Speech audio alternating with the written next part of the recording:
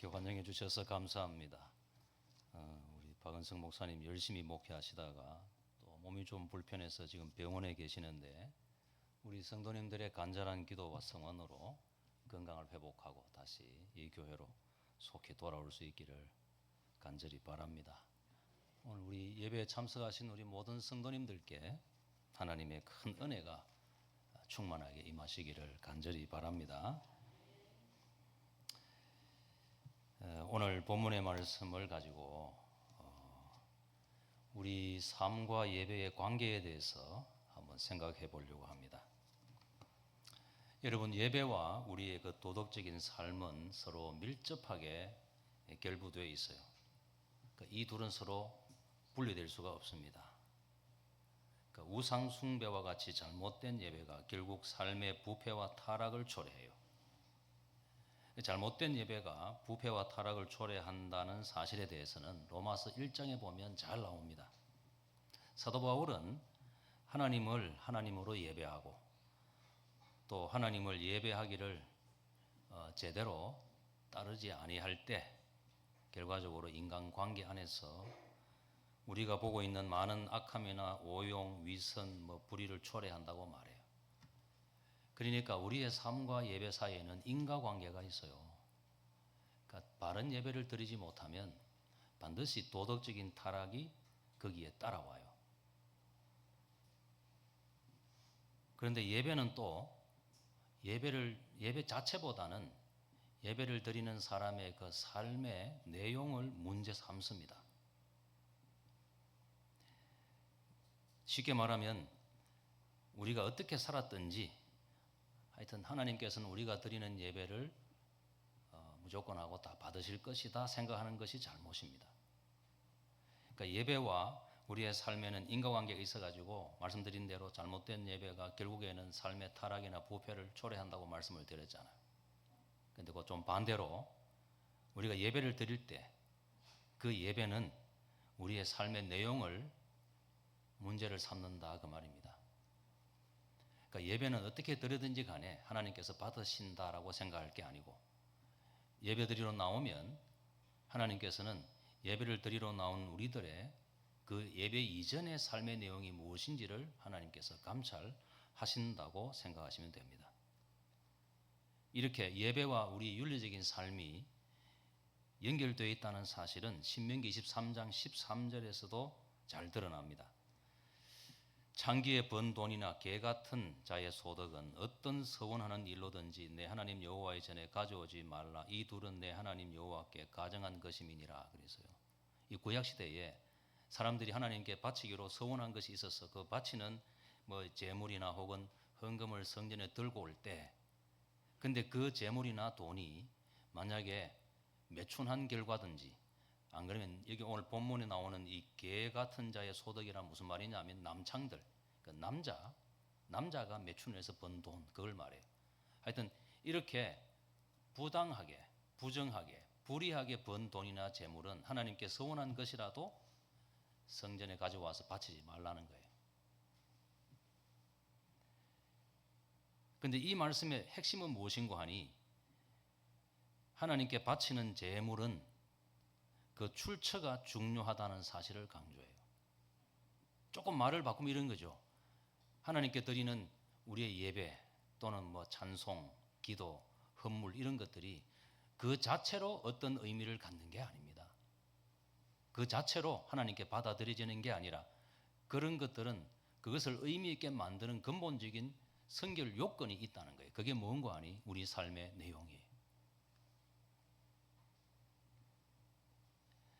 여러분, 민간 신앙에서는 이 산만이가 산에 오르기 전에 이른 아침에 목욕을 재개하고 그 조그마한 재물을 준비해서 정성을 바칩니다.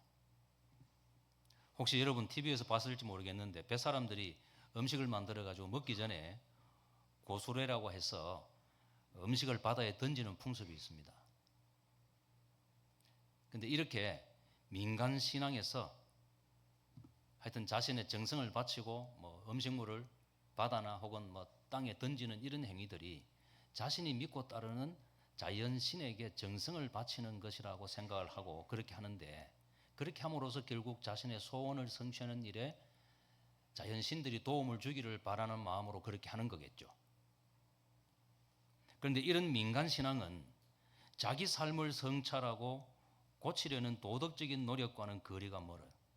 그저 자연신의 비위를 맞추고 소원 성취를 기대하는 거예요. 여러분, 이게 기복신앙의 전형입니다. 여러분, 기복신앙의 문제가 뭔가 하니 복을 바라는 데 있는 게 아니고 도덕적인 변화 없이 소원 성취만을 바라는 데 있어요. 여러분, 하나님을 믿고 복 받기를 바라는 것이 왜 잘못된 것이겠어요? 그건 당연한 것이죠. 근데 그게 왜 문제가 되는가 하면, 때로는 그런 복을 받기를 바라는 마음이 나를 고쳐서 어쨌든 하나님의 말씀대로 살고자 하는 어떤 진지하고 깊이 있는 자기 성찰이 없는 채로 그냥 소원 성취만을 바라는 그것이 문제인 거예요. 여러분, 하나님은 우리가 드리는 제사라고 해서, 혹은 뭐 우리 신약 성경의 용어로 바꾸면 예배라고 해서 다 기뻐하시는 것이 아닙니다. 하나님은 제물을 바친다고 해서 하나님께서 그 제물을 받으시고 그 제물을 바친 사람의 죄를 간과해 주지 않아요. 하나님은 언제나 예배하는 사람의 마음과 삶을 감찰하시는 분입니다. 여러분, 오늘 읽었던 예레미야 7장의 전체 내용의 핵심은 뭐냐면, 희생 제사가 하나님께 받아들여지기 위해서는 하나님의 말씀대로 살고자 하는 순종의 의지가 있어야 된다, 그거예요. 그렇지 않고는 우리가 드리는 예배가 그 자체로 어떤 의미도 없고 가치도 갖지 못한다는 거예요. 이 점을 꼭 기억하셔야 돼요. 여러분, 이 원리는 신약시대에 우리에게도 적용됩니다. 기도하고 찬송하고 헌금 드리고 봉사하는데, 여러분, 이런 것들이 그 자체로 의미가 있는 게 아니에요. 그것을 가치 있게 하는 것이 있는데, 그게 뭔가 하니 우리의 회개와 순종이에요. 오늘 여기 다 예배드리러 나왔잖아요. 그런데 이 예배드리러 나오는 이 행위 자체가 의미를 갖기 위해서는 반드시 우리 마음속에 하나님의 말씀대로 살고자 하는 순종의 의지가 있어야 되고, 지나간 일주일 동안의 내 삶을 돌아보면서 자기의 삶을 두고 살피고 회개하는 정신이 있어야 돼요. 그렇지 않으면 여러분, 오늘 이렇게 형식적으로 드리는 예배 자체가 그 자체로 의미가 있는 건 아니란 말입니다. 오늘 본문에서는 바로 그 점을 선지자가 가르치고 있습니다. 오늘 본문을 보면 선지자 예레미야가 성전의 문 앞에서 행한 설교를 기록하고 있어요. 오늘 읽었던 내용은 설교입니다. 그런데 그 설교 내용을 보면, 그 개혁 군주였던 요시야가 죽고 난 뒤에 그 개혁이 물거품이 되고 백성들은 이전에 타락한 우상 숭배와 도덕적인 부패로 다시 돌아가고 있는 중이었어요. 그런데 이렇게 개혁을 무위로 돌리고 영적인 퇴조를 조장한 사람은 남유다의 제18대 왕 여호야김이었어요. 이 악한 사람이었는데, 이 사람은 자신이 왕이 되고 난 다음에 그 이방의 우상 숭배를 권장함으로써 나라 전체를 타락으로 몰아넣었던 인물입니다. 이 사람이. 본문의 내용은 이렇게 여호야김 통치 시대에 선지자 예레미야가 남한국 유다인들에게 행한 설교입니다. 그 설교의 한 부분을 오늘 우리가 읽은 거예요. 근데 그가 설교했던 장소는 이 성전의 동문 아니면 새 대문이었던 것으로 보이는데, 정확하게 어디에서 이 설교를 했는지는 지금 확인되지 않아요. 그런데 성전에서 유대인들이 우리가 잘 알고 있는 주요한 이스라엘의 절기가 있잖아요. 뭐 유월절, 오순절, 장막절, 이 3대 절기인데, 이런 절기를 지키러 유대인들이 성전으로 들어올 때 그 성전의 관리들이 들어오는 사람들을 향해서 외치던 말이 있었어요. 그게 무엇인고 하니, 여러분들이요, 성전에 들어오기 전에 여러분들의 삶을 살펴보시기 바랍니다. 그렇게 관리들이 들어오는 순례자들에게 외치곤 했어요. 말하자면 성전에 사람들이 하나님께 예물을 드리기 위해서 뭐 소나 양을 끌고 오고 말이죠. 또는 뭐 비둘기를 준비하고 하여튼 정성을 다해가지고 이 제사를 드리기 위해서 올라오잖아요. 근데 그 사람들에게 관리들이 여기 들어오기 전에 당신들이 어떻게 살았는지 스스로 성찰하시오라고 외쳤단 말입니다. 왜 그렇게 했겠어요? 여러분, 당시에 이 순례자들이 말이죠, 맨날 며칠을 걸어서 그 성전에 올라왔어요. 멀리서 온 사람들은 일주일씩 걸었다고.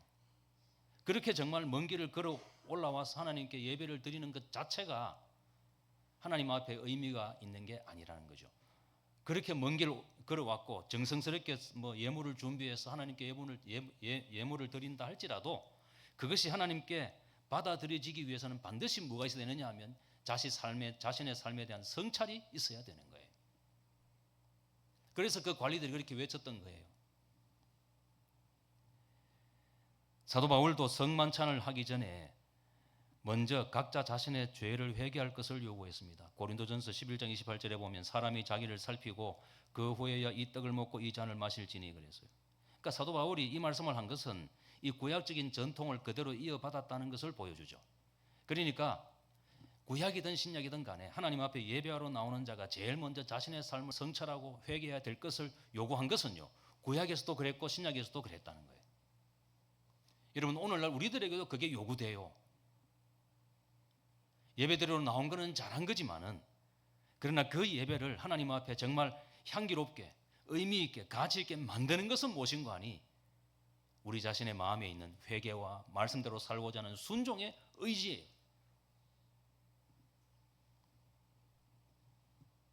그런데 오늘 예레미야 설교의 내용을 보면 이 절기에 참석하기 위해서 각지에서 올라온 순례자들에게 각자 자신의 도덕적인 행위를 점검할 것을 강하게 요구하고 있는 것으로 보이죠. 오늘 설교 내용이 그렇다고. 근데 왜 예레미야가 이렇게 설교하고 있겠어요? 예레미야가 활동할 그 시대에는요, 그 당시에는 성문에서 누구도 순례자들을 향해서 자신의 삶을 성찰하도록 외치는 사람이 없었기 때문에 이 지금 선지자가 그 일을 대신하고 있는 거예요. 여러분, 이 말은 무슨 뜻이겠어요? 예배를 드리는 사람들에게 자신의 삶을 성찰하도록 요구하는 그런 정신 있잖아요. 그런 흐름이 지금 퇴색했다 그 말입니다. 쉽게 말하면 당시의 성전 예배가요, 형식적으로 흘러갔어요. 이제는 회개하고 순종하고 말씀대로 살고자 하는 그런 의지를 가져야 됩니다라고 외치는 사람도 없었고, 또 그것을 심각하게 마음에 담아두는 사람도 없는 채로 성전 예배가 제사가 반복되고 있었던 거예요. 그래서 오늘 이 선지자가 자신의 설교 형태로 사람들에게 지금 순례자들을 향해서 자신의 삶을 성찰할 것을 요구하고 있는 겁니다. 예레미야 7장 2절부터 3절까지 이렇게 기록하고 있습니다. 너는 여호와의 집 문에 서서 이 말씀을 선포하여 이르기를 여호와께 경배하러 이 문으로 들어가는 유다인아 다 여호와의 말씀을 들으라. 만군의 여호와 이스라엘의 하나님이 이같이 말씀하시되 너희의 길과 행위를 바르게 하라. 그리하면 내가 너희로 이곳에 거하게 하리라. 그러니까 자기의 삶을 성찰하도록 요구하고 있잖아요. 그런데 이는 도덕적인 삶에 대한 자기 반성과 성찰에 대한 촉구는요, 이 본문에서만 있는 게 아니에요. 좀 더 간결한 형태지만 예레미야 26장 1절부터 6절에서도 반복되고 있어요. 여러분, 이런 사실은 하나님을 예배하는 일에 있어서 도덕적인 삶은 그 선결 조건으로 요구되고 있다는 사실을 강변하고 있는 거예요. 그러니까 오늘 읽었던 이 본문 내용은 이런 흐름 안에서 이해하시는 것이 매우 중요합니다. 선지자는 설교 중에 매우 과격한 말씀을 해요. 무엇이라고 하는 거 아니? 하나님은 제사를 명한 적도 없고 그런 제사를 원하지도 않으신다고 말씀을 했어요. 읽었던 본문 22절에 보면 이렇게 되어 있죠. 사실은 내가 너희 조상들을 애굽 땅에서 인도하여 낸 날에 번제나 희생에 대하여 말하지 아니하며 명하지 아니하고 이렇게 말하고 있잖아요. 그런데 정말로 하나님이 이스라엘 백성들에게 제사라고 명한 적이 없습니까? 여러분, 성경에 보면 구체적으로 제사를 드릴 것을 명했어요. 그리고 제사의 절차에 대해서도 하나님께서 모세를 통해서 구체적으로 거기에 적시해 놓았어요. 그런데도 오늘 본문에 보면 선지자가 뭐라고 하는 거 아니? 하나님이 이스라엘 백성들에게 제사를 요구한 적이 없다 그러잖아요. 그런데 이 말이 무슨 뜻이겠어요?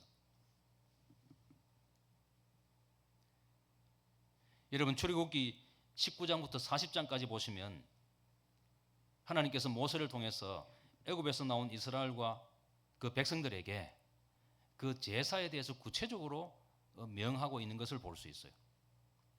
한 예를 들어 보면 출애굽기 20장 24절에 보면 내게 토단을 쌓고 그 위에 내 양과 소로 내 번제와 화목제를 드리라. 내가 내 이름을 기념하게 하는 모든 곳에서 내게 임하여 복을 주리라. 그랬어요. 그 단을 쌓고 제사를 드리라 그러잖아요. 그랬는데 지금 선지자는 뭐라고 하느냐? 하나님께서 너희들에게 제사를 명한 적이 없다 그러잖아요. 여러분 이 말씀은요, 제사가 필요 없다, 애초에 제사는 드리지 말아야 했어야 된다, 이 말하고 있는 게 아니에요. 오늘 이 말씀의 그 참된 의미는요, 언약의 본질이라는 관점에서 이해하셔야 돼요. 좀 말이 어려운데 하나님께서 제사를 명할 때 하나님께서 무엇을 지금 염두에 두고 제사를 명했는지를 살펴보셔야 된다 그 말이죠. 출애굽기 19장 5절에 보면 이렇게 기록되어 있습니다. 세계가 다 내게 속하였나니 너희가 내 말을 잘 듣고 내 언약을 지키면 너희는 모든 민족 중에서 내 소유가 되겠고 그랬어요. 그런데 이 말씀이 오늘 본문 23절에 그대로 인용이 되어 있습니다. 너희는 내 목소리를 들으라. 그래야 하면 나는 너희 하나님이 되겠고 너희는 내 백성이 되리라. 너희는 나의 모든 명한 길로 행하라. 그래야 하면 복을 받으리라. 그래서 행하라. 그래야 하면 내 백성이 되겠다. 그러잖아요. 그러니까 하나님께서 이스라엘 백성들과 언약을 맺을 때 그들에게 요구하신 것은 무엇인고 하니 하나님의 말씀에 대한 순종이에요. 내가 너희들에게 명한 것을 행하면 내가 너희 하나님이 되겠다 그랬어요. 그러니까 다른 모든 것을 떠났어요. 하나님의 말씀에 대한 순종이 우리 신앙의 본질이에요. 그게 가장 근본이에요.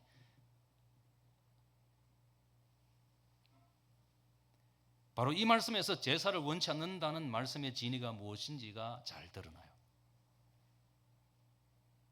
여러분 당시에 남유다에 살고 있던 백성들은요, 이런 생각을 했어요. 자신들에게 성전이 있고 그 성전에서 제사를 드리고 있다는 사실이 자신들의 안전을 지켜준다고 생각을 했어요. 당시에는 이 바벨론의 그 어떤 침공의 위협이 계속되고 있던 때잖아요. 여러분 예레미야는 사실 예루살렘의 멸망을 예언한 선지자예요.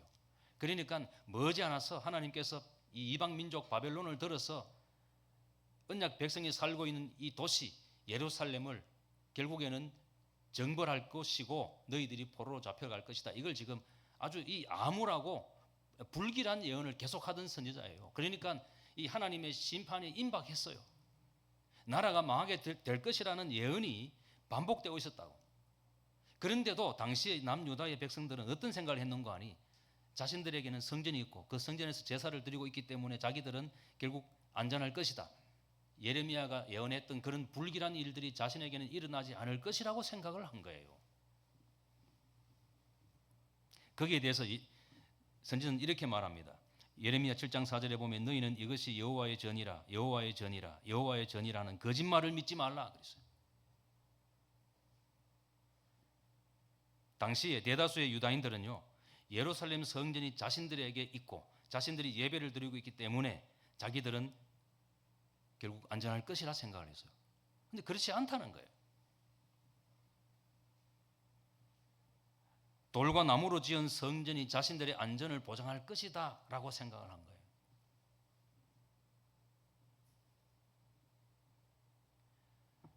여러분 예루살렘이 어떤 곳입니까? 예루살렘에 있는 성전은 하나님께서 이 자신의 종 다윗을 통해서 그 성전을 짓도록 명하신 곳이잖아요.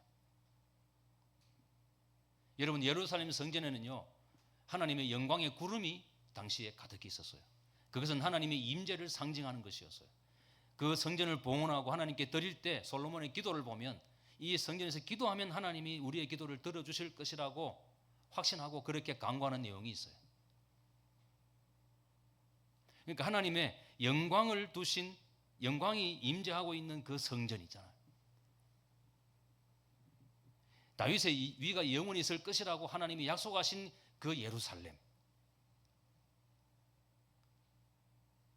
그런 성전이 있는 곳이 이방인의 손에 의해서 멸망되게 하실 리가 없다, 이런 생각을 하는 거예요.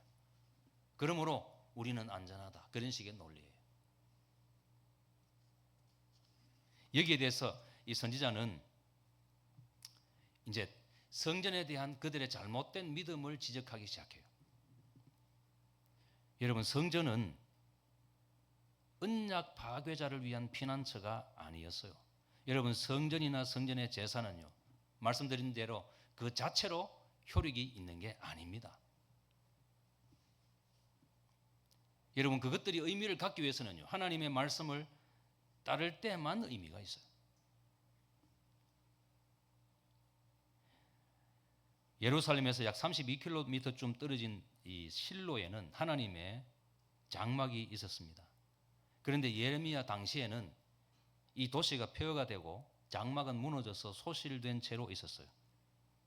선지자 예레미야는 유다인들에게 과거 북왕국 이스라엘이 하나님을 예배하던 장막이 있었던 그 도시가 어떻게 되었는지 보라는 거예요. 어떻게 됐느냐, 그 말이죠. 하나님의 장막에 있던 그 실로가 결국에는 아시리아의 공격을 받아가지고 결국 폐허가 되지 않았느냐. 그래서 어떻게 됐습니까? 북왕국 이스라엘에 속해 있던 10지파가 다 포로로 잡혀갔잖아요. 그러니까 하나님의 장막이 그들을 보호해주지 못했다는 사실이 분명하지 않느냐, 그 말이죠. 그러니 너희들도 지금 성전이 있고 성전에서 제사를 드린다고 해서 안전할 것이라고 믿는 것은 거짓된 안전이라는 거예요. 그렇지 않다는 거예요. 여러분, 이런 메시지를 통해서 지금 선지자가 말하려고 하는 요지가 무엇이겠어요? 우리가 하나님께 드리고 있는 이 예배 있잖아요. 하나님께 드리는 제사, 찬송, 기도, 그런 것들 자체가 그 자체가 의미를 갖는 게 아니란 말입니다. 그런 것들이 진정으로 의미를 갖게 하는 것은 무엇인가 하니 하나님의 말씀에 대한 순종이에요.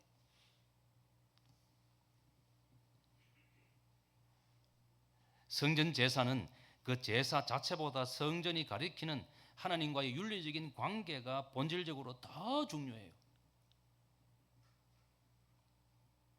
하나님의 말씀은 성전이 없어도, 제사가 없어도 사람을 능히 구원할 수 있지만 순종과 회개가 없는 성전은 사람을 구하지 못해요. 여러분, 회개가 없는 성전은요, 강도의 소굴에 불과해요. 하나님의 말씀에 따라 사는 순종의 삶이 없는 형식적인 예배가요, 그 예배를 드리는 그 장본인, 그 본인에게 아무런 유익도 되지 못할 뿐더러 하나님께서도 그게 기뻐하는 예배가 아니라는 말입니다. 여러분, 미국에서는요, 저 뒷골목에서 이 마약을 팔고 인생을 엉망으로 살던 사람이 죽어서 장례를 지내게 되잖아요. 그러면 대개는 그런 악한 사람이 살다가 죽어서 장례를 지내는 현장에서도 그 목사가 뭐라고 기도하느냐 하면 마치 그 사람이 하나님의 자녀가 되어서 구원을 받게 되는 것처럼 그렇게 설교를 해요. 그걸 죽음이 주는 칭이라고 이렇게 비꼬기도 해요. 여러분, 삶이 전혀 변화되지 아니했어. 내 삶에 치명적인 문제가 있어요. 자신의 양심도 내가 문제가 있다는 걸 알고 내가 죄 가운데 살고 있다는 것을 알아. 그런데도 그런 삶을 고치려고 하는 노력도 없고 회개하는 마음도 없고 애통하는 마음도 없어요. 그리고는 하나님 앞에 나와서 예배를 드린다고 하면 여러분, 그 예배가 그 본인에게 무슨 의미가 있느냐, 그 말입니다.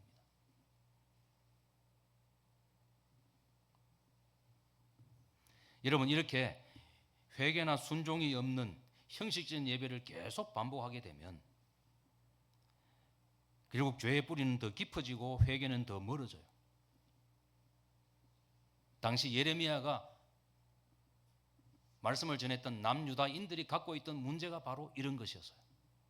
여러분, 회개가 없는 채로 예배를 계속하게 되면 죄는 더 깊어지는 것이 오늘 성경이 가르치고 있는 내용이에요. 남유다가 멸망에 이르게 된 근본 원인도 바로 여기에 있어요. 여러분, 죄가 삶의 고정된 패턴이 된 마당에 성전이 그들의 안전을 보장해 줄 수 있는 보루가 될 수 없었던 겁니다. 바로 이게 오늘 읽었던 본문의 핵심 메시지예요. 그러니까 오늘 예레미야가 하나님께서 너희들에게 제사를 명한 것이 아니다라고 한 말씀의 의미는 제사 제도 자체를 부인한 게 아니에요. 그 말씀의 의미는 순종이 없는 제사의 기계적인 반복을 거부하는 거예요. 순종 없는 채로, 회개하지 않은 채로 드리는 그런 제사 내가 원치 않는다. 지금 그 말을 하고 있는 거예요. 여러분, 하나님의 주된 관심이나 요구는요, 번제나 희생이나 예배의 형식적 행위가 아닙니다. 여러분, 이런 사실은 하나님께서 이스라엘 백성들을 애굽의 종살이에서 구원하시고 그들에게 명하신 것을 유심히 살펴보면 금방 알 수 있어요. 여러분, 제사제도보다 먼저 주신 것이 뭐냐면 십계명이에요. 십계명을 먼저 주시고 그 이후에 제사제도를 명하셨다고. 계명대로 사는 일이 있었으면, 계명대로 살기만 했더라면요, 제사제도가 필요 없었을지 몰라요. 그런데 말씀대로 살지 못했어요. 그래서 살지 못한 그 사람들을 다시 깨끗하게 만들고 변화시키고 그들로 하여금 성화의 진보를 나타내도록 하나님께서 은혜를 베푸실 목적으로 주신 것이 무엇이냐면 제사제도예요. 여러분, 사람이 건강하면 의사가 필요 없잖아요. 마찬가지로 계명대로 사는 삶이 이루어졌더라면 제사는 필요 없었을지 몰라요. 그런데 말씀대로 못 살았으니까 그 사람을 다시 회복시키고 회개하는 자에게 변화의 은혜를 주시기 위해서 하나님께서 마련하신 장치가 뭐냐면 제사예요. 그러니까 이 제사를 드릴 때 요구되는 게 뭐냐면 회개하는 마음이에요. 그래야 변화하는 은혜가 주어지는 거예요.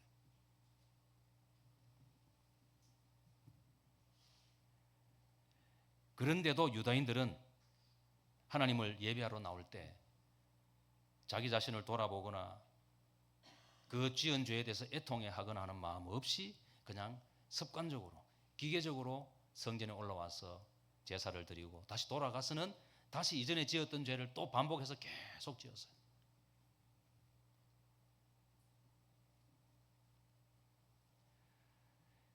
여러분, 오늘 본문에서 선지자 예레미야는 유다인들이 하나님을 신뢰하지 않았다고 말하는 게 아닙니다.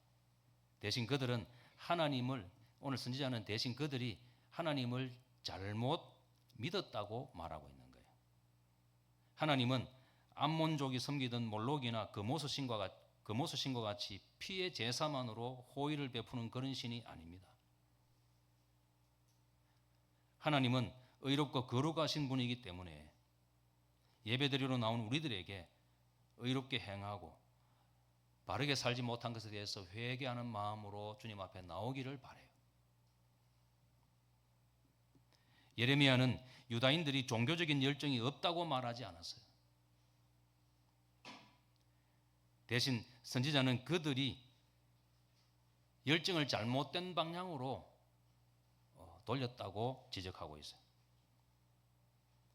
여러분, 과거 유대인들은요, 제사를 드릴 때 모세가 명한 그 명령에서 한 글자라도 벗어나지 않도록 정말 철저하게 따랐어요. 그런데 그런 열정이 결국 하나님 앞에서는 아무런 의미가 없다는 거죠.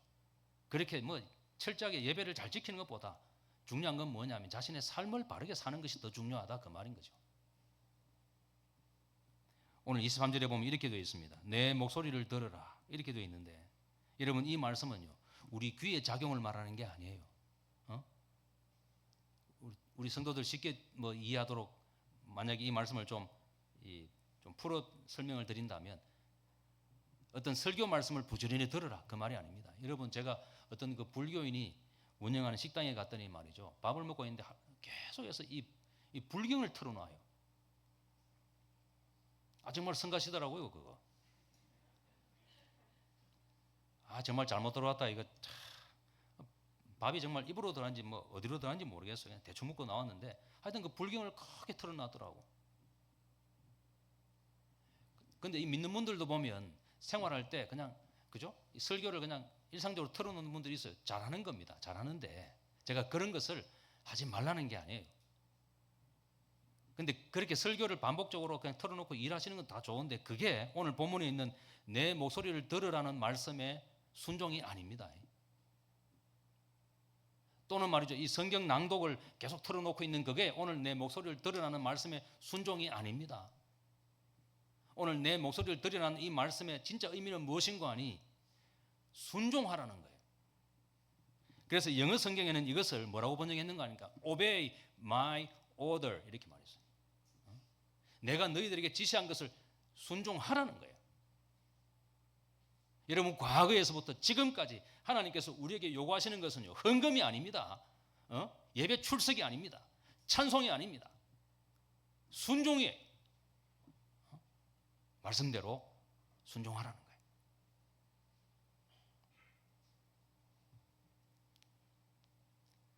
여러분, 성경에 보면 말씀을 듣는다는 이 듣다는 말이 아주 많이 나와요. 근데 이 듣다는 말이 그 각 문맥마다 조금씩 의미가 달라요. 예를 들면 고넬료가 하나님의 말씀을 들었다라고 말할 때는요, 그것은 신자의 출발을 의미하는 거예요. 믿음은 들음에서 나고 이렇게 말할 때 이때 듣는다는 말은요, 말씀에 대한 성령의 감동과 그거로 말미암는 내적인 변화를 의미해요. 또 어떤 때는 말씀을 듣다라고 할 때 이 듣는다는 것은요, 오늘 본문에 있는 것처럼 순종을 강조하는 말이기도 해요.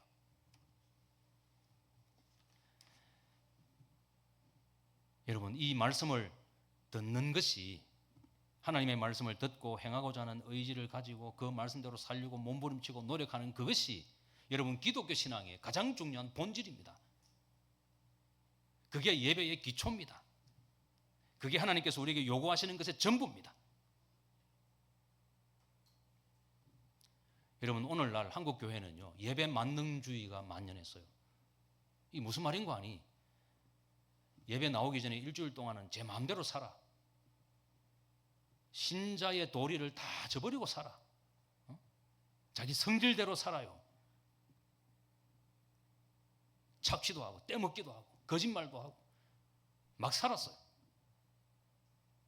그리고는 시간이 되면 또 예배하러 나와요.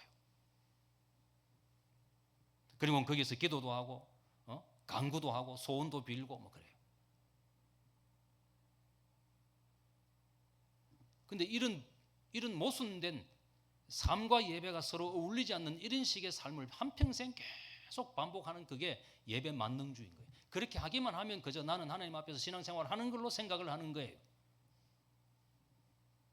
여러분, 그런 식의 내 삶과 예배가 일치되지 않는 모순된 이런 순환 구조를요, 한평생 가져가면 여러분 그 결과가 무엇이겠어요? 조금도 진보가 없어요. 예수님을 처음 믿을 그때나 나중이나 비교해보면 오히려 나중에 더 나빠져 있어요. 여러분, 그렇게 살면 주변 사람들에게 내가 신자로서 아무런 감화를 주지 못해. 여러분, 그렇게 살면 하나님의 계획이 내 삶에서 제대로 이루어지지도 못해. 여러분, 순종 없이 예배만 반복하게 되면요, 그것이 근본적으로 내 인생에 좋은 변화를 가져오지 못해요. 여러분, 인생을 고쳐 살고 싶은 마음이 있잖아요. 내가 정말 이대로 살아서는 안 되겠다는 생각을 한 번씩 할 때가 있죠. 여러분, 정말 내 인생의 근본적인 변화는 어디서 와야 되느냐 하면 예배와 내 삶의 일치에서부터 와야 돼요. 여러분, 예배당에 나올 때 여러분 어떤 마음으로 나오십니까? 오늘 예레미야의 설교에 있는 것처럼 오늘 각자 자신의 삶을 성찰하는 마음으로 나와야 돼요. 여러분, 성전에 올라간 세리가 말이죠, 하나님이여 나는 죄인이로소이다. 그리고는 감히 하늘을 향해서 머리를 들지 못하고 그가 눈물을 흘리며 주님 앞에 엎드려 있는 그 자세를 보고 주님이 칭찬했어요. 저 사람이야말로 정말 하나님께 예배드리는 사람이다. 그래서 여러분, 그런 심령이 있잖아요. 그런 마음이 있어야 돼요.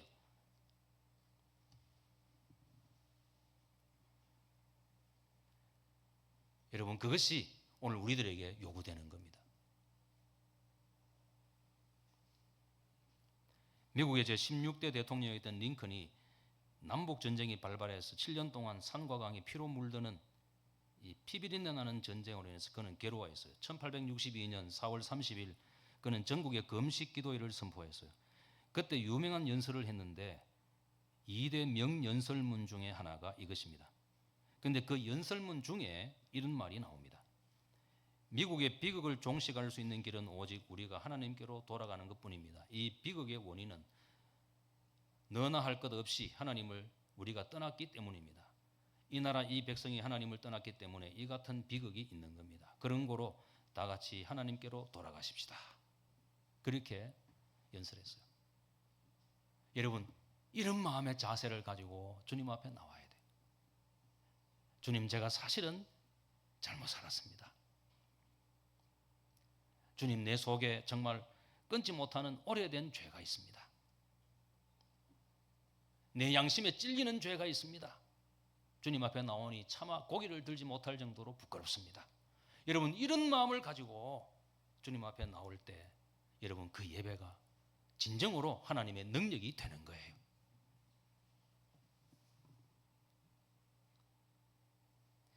읽었던 본문 27절에 보면 이런 말씀이 나옵니다.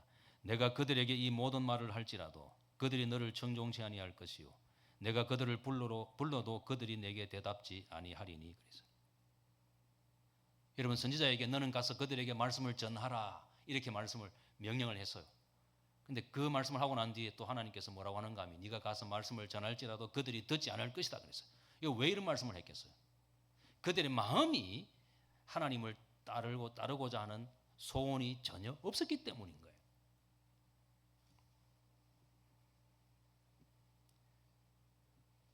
헌금도 드리고 희생제사도 하고 봉사도 하고 기부금도 내고 언약 백성으로서 해야 될 거 다 해요. 여러분, 교회 교인으로서 내가 해야 될 의무는 나름대로 다 하고 있어요. 그런데 중요한 게 하나 빠진 거예요. 뭔가 하니 하나님의 말씀대로 살아야 되겠다는, 그죠? 그 순종의 의지가 없어요.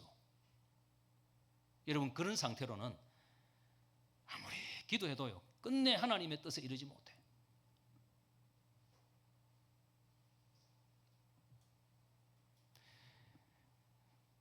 이 불신자하고 결혼하겠다고 찾아온 자매가 한 분 있어요. 근데 제가 볼 때는 하나님의 뜻이 아니에요. 불신자하고는 가정을 이루는 게 아닙니다. 재고해보라고 내꺼냈어요. 그랬더니 기도해본다 그래요. 여러분, 그런 때 기도하러 보내놓으면요 결론은 하나님의 뜻대로 하겠습니다가 아니에요. 이미 자기 마음속에는 자기 결정이 내려져 있어요. 그리고 기도한다는 말은 자신의 그 이미 내려진 그 결정을 하나님의 뜻으로 포장하는 시간이 필요하다, 그런 뜻이에요. 여러분, 하나님의 말씀대로 살고자 하는 그 진실한 의지가 없으면요 어떤 말도 그들의 귀에 들어가지 않아요.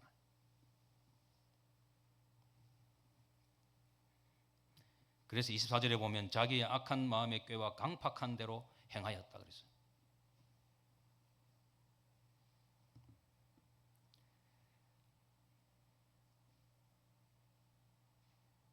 여러분, 이 공산주의에서는요 이 표어가 많잖아요. 뭐 천삽 뜨고 하늘 보기. 여러분, 천삽을 뜨고 하늘 보려고 그러면 허리가 부러질 거 아니야. 그런데 하여튼 공산사회에서는요 말도 안 되는 슬로건들이 많아. 뭐 천삽 뜨고 하늘 보기 있잖아요. 몸을 던져 혁명사회 건설하자 뭐 이렇게 돼 있는데, 근데 거기에 몸담아 살고 있는 사람들이 그런 표어를 마음으로 믿겠어요? 믿는 사람 아무도 없어요. 안 믿어. 그건 그 표어일 뿐이야. 따르는 척 할 뿐이에요. 왜냐하면 그렇게 하지 않다가는 불이익을 받으니까 그냥 마음으로 따르는 척 하는 거죠. 그러니까 슬로건은 슬로건대로 있고 그 슬로건대로 따르지 않는 사람들이 가득히 있는 사회가 잘 될 리가 없는 거죠. 공산주의 사회는 그래서 안 되는 거예요. 아무리 슬로건을 많이 걸어놔 본들 이 사회가 좋아지질 않는 거죠. 공산주의의 실패는 그렇게 해서 이루어지는 거예요. 근데 우리 신앙생활 그렇게 하면 되겠어요? 하나님 말씀을 우리가 읽었어요. 근데 그 말씀을 따라 살고자 하는 이 마음에 어떤 근본적인 변화가 없다면 여러분, 그 말씀들이 내게 무슨 유익이 있겠어요?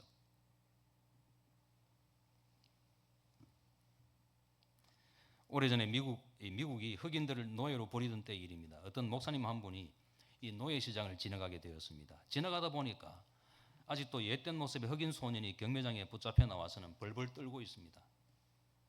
가족들과 헤어져서 불안해하고 있었습니다. 그래서 이 목사님이 생각합니다. 이 어린 아이가 얼마나 말씀을 피우고 못되게 굴었으면 이 부모와 헤어져서 노예시장에 저렇게 혼자 나와 있나, 그런 생각을 했습니다. 그래서 너무 불쌍하고 안쓰러워서 좀 고심한 끝에 이 소년에게 다가가서 이렇게 물었어요. 얘야, 내가 너를 사서 풀어주면 너 예수 믿고 정직하게 살래? 이렇게 물었어요. 그랬더니 손과 발에 착고가 쳐여져 있는 이 흑인 소년이 이렇게 대답을 했다 그래요. 목사님이 저를 사주시든 안 사주시든 저는 바르게 살 겁니다. 그랬다는 거예요. 여러분, 이 근본적인 마음의 자세가요, 우리한테 있어야 돼요. 내가 어떤 환경에 놓이든 어떤 처지에 있든지 간에 하나님 말씀대로 살겠다고 하는 그 정말 진실한 소원이 있어야 돼. 여러분, 우리가 그 소원대로 다 못 살지요. 결심한다고 해도 그 결심대로 못 사는 것이 인생 아니에요. 그러나 결심하는 것만은 중요해요. 소원이 중요해요. 어제 소원하고 오늘 또 넘어졌잖아요. 그럼 내일 또다시 새로운 소원을 할 수 있어야 돼요. 마치 처음 결심하는 것처럼 결심하고 또 결심하고 또 다짐하고 회개하고 변화를 위해서 몸부림치는 이 노력을 계속 해야 돼요. 여러분, 오늘 이 본문의 말씀을 통해서 그 전체적인 내용을 요약하자면 이렇습니다. 성도 여러분, 예배 자체보다 예배를 드리러 나오는 우리들의 마음가짐이 훨씬 더 중요하다 하는 사실입니다. 여러분, 예배를 마치고 돌아갈 때는 정말 하나님 말씀대로 살겠다는 어떤 그런 다짐, 그런 결심이 있어야 돼요.